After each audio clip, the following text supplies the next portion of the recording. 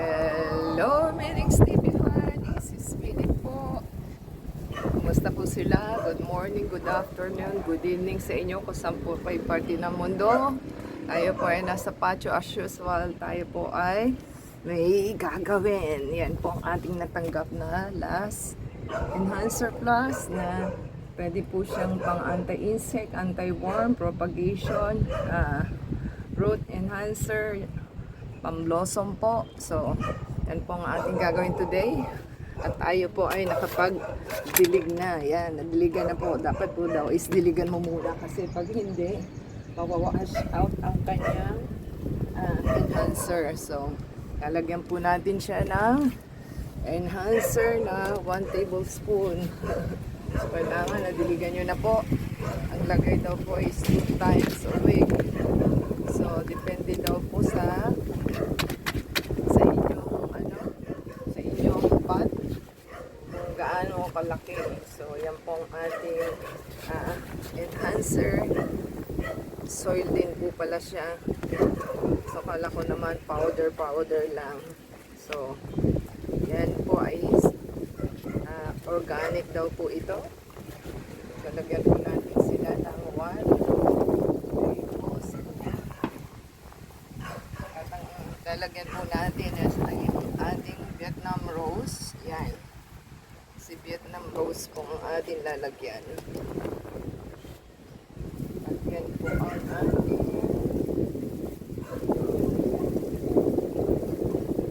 kailangan daw po i-cover nyo ang inyong soil. So, ibig sabihin makukukus agad ito. Ganyan po, lalagyan daw po ninyo. So, hindi natin makikita. Wala po tayong spot photographer. So, yan lang po ang ating gagawin. Yan lang siya. So, twice a week daw po. So, pag may time po tayo, saka natin lagyan sa roots. Dahil wala po tayong time.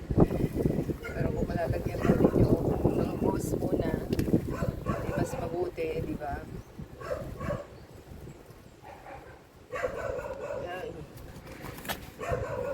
Lang po natin, tayo po ay maraming gagawin.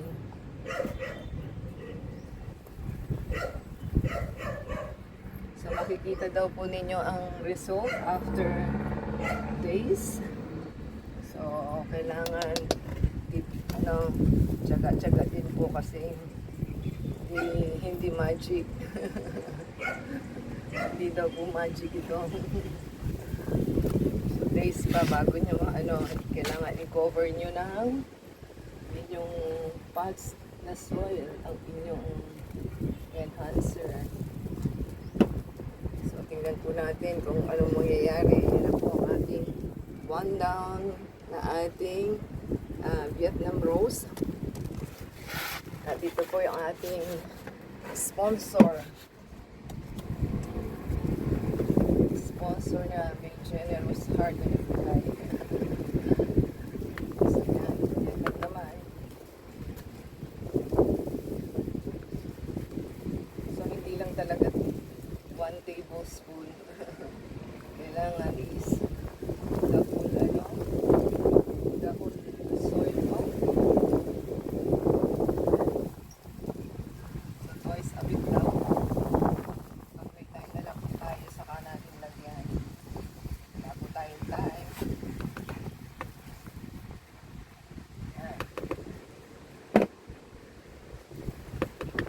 So 2 down na po tayo. Yan. 1 down, 2 down. Yan. Tayo lang po natin. Ayan mga kamiling Stevie Fan. Ito lang pong mga plants na yun. Yung ating mga cactus at saka succulent is okay. So yan lang po ang ating lalagyan. Obserbahan po natin ng ilang days at ating pong makikita kung ano. Try din po natin itong i-survive kung mabubuhay pa ba kasi ito may green pa. So try po natin lagyan. Try po natin. So ayan mga kamiling Stevie Fan, atin na po nadiligan siya. Try lang po natin kung effective ba. At sabi dilute daw po sa water at kailangan pwede rin ipang spray. Yan, try po natin kung mabubuhay pa siya. Ngayon po natin. Yan, try po natin itong mga namamatay pero nakababad sa tubig. At lagyan po natin at i-dilute natin kung mabubuhay ba sila. Time lang po natin at tayo po yung mag-experimental. Wala pong mawawala kung tutulungan natin silang mabuhay, di ba? Yan. Kain po natin. Ito pala yung status ng ating mulberry. Tinanggal po natin sa tubig at mukhang nangamatay yung kanyang mga maliliit na halaman. So, try po natin lagyan at baka kung sakaling mabuhay. Yan. Ating lalagyan ng enhancer. Kain po natin. Ayan. Ayan na po yung last ng ating mulberry. So, obserbahan po natin after 1 week kasi sabi niya is 2 times a week ang lagay. So, obserbahan po natin kung ano nangyayari sa ating halaman. Ay pa, ano na siya ng hangin ng ating tripod. So, yan po ating ginawa. Try po nating i-survive yung nangangamatay. At saka yun. So, twice a week po. Wala po tayong magagawa kundi maghintay kung effective ba o hindi ang ating enhancer, last enhancer na last na ating gagawin. So, hindi po natin kung mabubuhay ba o hindi, kung effective o legit o fake ang ating items. So, kung nagustuhan po na lang ating video for today, give us a thumbs up, comment down below po sa ating mga nilagyan na enhancer. Yan. Ada sa Facebook, Twitter, TikTok, and Instagram. Paki-support po sa ating channel. Paki-play po ang ating ads. Doon lang po tayo kumikita. So, give us a thumbs up and subscribe po. Until next time po. God bless everyone. Ciao.